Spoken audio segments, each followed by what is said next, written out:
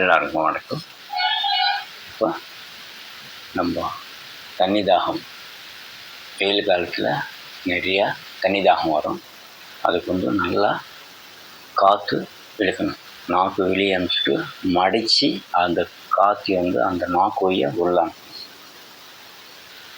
நீங்கள் உள்ளே இருக்கிற காற்றையும் வெளியே மூக்கு வழியாக வர வைக்கணும். பாருங்கள், நான் பண்ணுறேன்.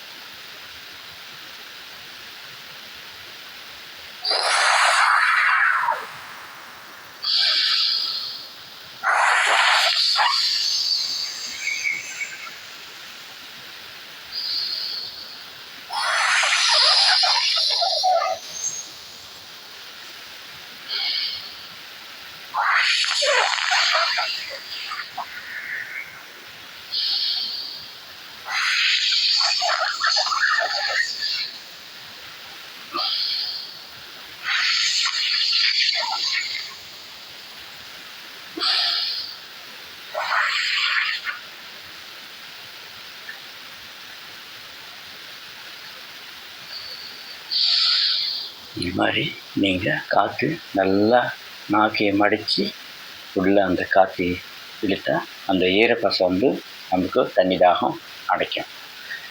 அந்த சூடான காற்றெல்லாம் மூக்க வழியை வெளியே எல்லோரும் தண்ணி தாகத்துக்கு செய்வீங்கன்னு சொல்லி நான் வேண்டுகோள் வைக்கிறேன். எல்லாருக்கும் வணக்கம். ஷேர் பண்ணுங்கள், சப்ஸ்கிரைப் பண்ணுங்கள்.